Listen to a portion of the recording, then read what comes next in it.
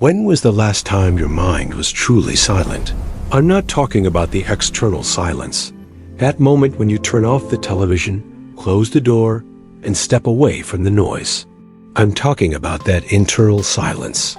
That rare space where there's no voice commenting, planning, judging, remembering, or anticipating. That place where you simply end without narratives. Do you remember what it's like to be present without thinking about being present? This experience is likely distant. Perhaps you experienced it as a child, staring in fascination at an ant walking, without questioning why it was there, without thinking about what you would do next. Or perhaps in a moment of danger, when time slowed down and you acted without thinking. Or in that fleeting moment upon waking, before your thoughts regained control and asked, "What time is it? What do I need to do today?" How many thoughts have you had since you started reading this text? Probably some. Maybe you've considered whether it's worth continuing to read. Maybe you've remembered something you need to do. Maybe you've judged a word, mentally agreed or disagreed with a sentence. The mind never stops. It is, by nature, a thought-producing machine, and we become hostages to this incessant production. We live in an unprecedented state of mental saturation.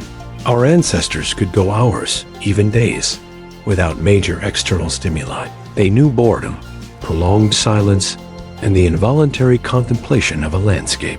Today, in mere seconds, we switch screens, jumping from news to news, alternating between conversations, images, music, and videos. And the mind keeps pace with this frenetic pace, trying to process everything, categorize everything, react to everything. The result? A mind that never rests. Even when the body is still, the mind races. Even when we try to relax, it reminds us of worries, projects us into future scenarios, drags us back to past conversations. We become passive observers of an internal television that never turns off. And the most curious thing, we completely identify with this voice. We believe that we're your thoughts. When the mind says, "You're not good enough," we believe it. When it anticipates catastrophes, we suffer in anticipation. When it dwells on the past, we live in a time that no longer exists. But what if I told you that you are not your thoughts? That you are weight observance? That there is a silent, vast, peaceful space behind all this noise, and that this space is your true nature? What does it really mean to empty your mind? Emptying your mind isn't a mental lobotomy. It's not emptying yourself of intelligence, creativity, or emotion. It's not repressing thoughts or pretending they don't exist.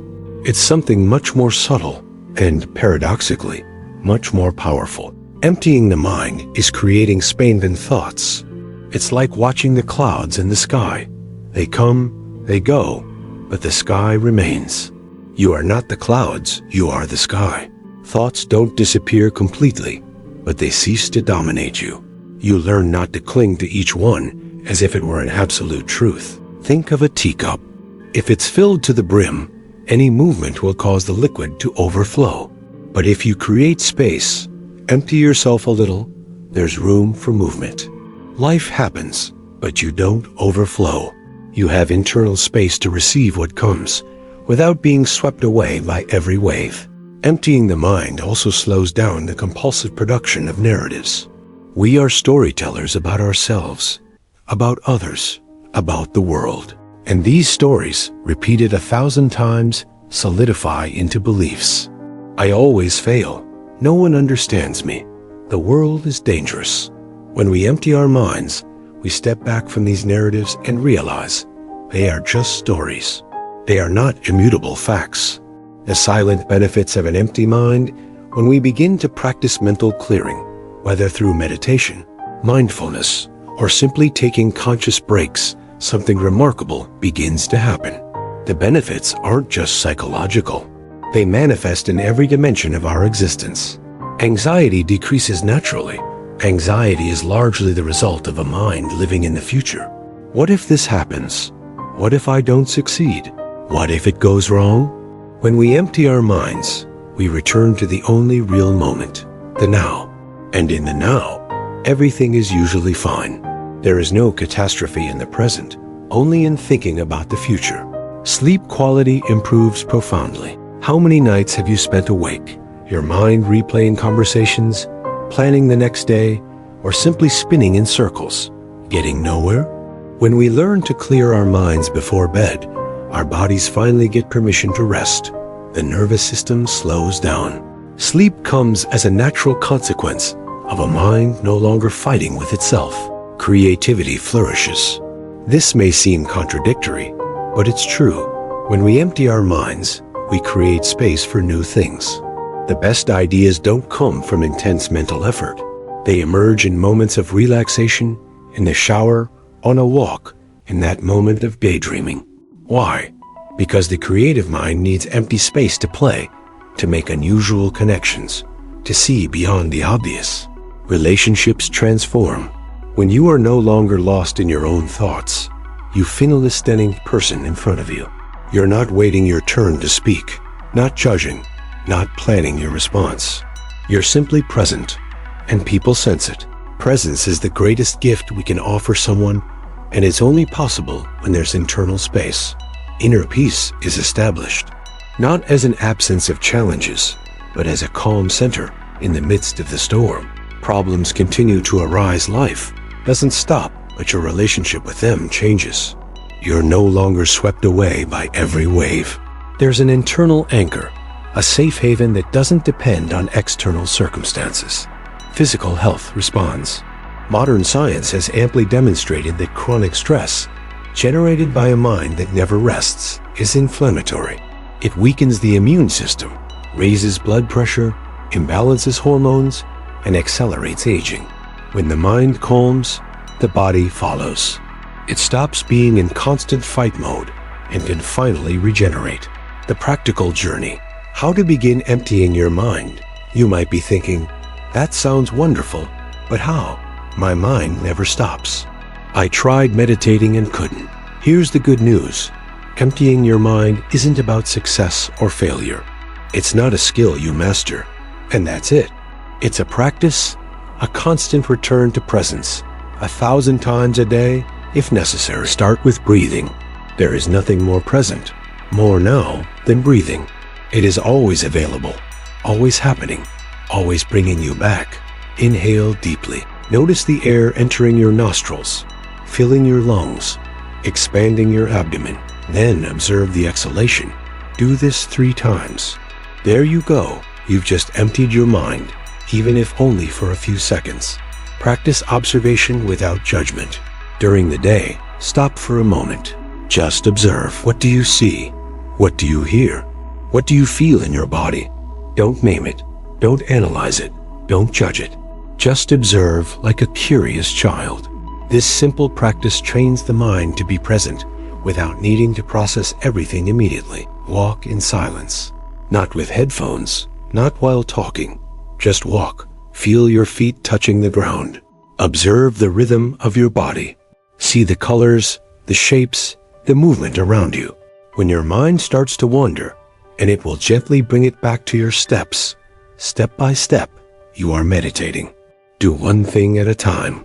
We live in an age of multitasking, and the mind has learned to do 10 things simultaneously, all of them halfway. Choose a simple activity. Washing the dishes, taking a shower, drinking a glass of water. Do just that, with full attention. Notice the sensations, the sounds, the movements. When you do one thing at a time, the mind naturally quiets down. Write to download. Sometimes your mind is so full that you need to physically empty it. Grab a piece of paper and write down everything that comes to mind, without filtering, without correction, without logic. Let the thoughts flow. Then, if you want, tear up the paper. You don't have to carry everything inside you. Emptying is also letting go. Meditate, but without expectations. Sit comfortably. Close your eyes. Breathe naturally. Observe your thoughts coming and going without getting attached to them. If you get lost in thought, and don't judge yourself. Just come back 1,000 times, and practice. Every lap is a victory, not a failure. The paradox of the empty mind. There's a beautiful paradox in all this. When you stop trying to control your mind, it calms down. When you stop fighting your thoughts, they lose power. When you embrace the noise, silence emerges. It's like trying to hold water in your closed hand. The more force you exert, the more it escapes. But if you open your hand, the water can rest there, undisturbed. The mind is wise. It doesn't need to be tamed. It needs to be understood. It doesn't need to be forcibly silenced. It needs to be listened to with compassion. When you stop seeing it as an enemy and start treating it as an ally who is simply tired, overwhelmed, and overstimulated, something changes. You become the space where thoughts can finally rest. So here is the invitation, not to do more, but todo bemor. Not to add another task to the list, but to create space where there is no list. Try it today, right now. Stop reading for a moment. Close your eyes. Take 3 deep breaths. Feel your body. Listen to the sounds around you. That's it. 5 seconds of emptying your mind. Did you succeed? Or did you think of 1,000 things while trying? It doesn't matter. The important thing is that you tried, and you can try again, and again, and again. Because emptying your mind isn't a destination, it's a constant return. A gentle reminder, whispered 1,000 times a day, you are here, now, and that is enough. And maybe, just maybe, in that empty space, in that silence you've created within yourself, you'll discover something that's always been there. A peace that doesn't depend on anything. A fullness that doesn't need to be filled. A home you've never needed to seek outside. An empty mind is not absence. It is pure presence. And in that presence, finally, you are whole. Breathe. Come back. Whenever you need to. Come back. A story that will transform your understanding.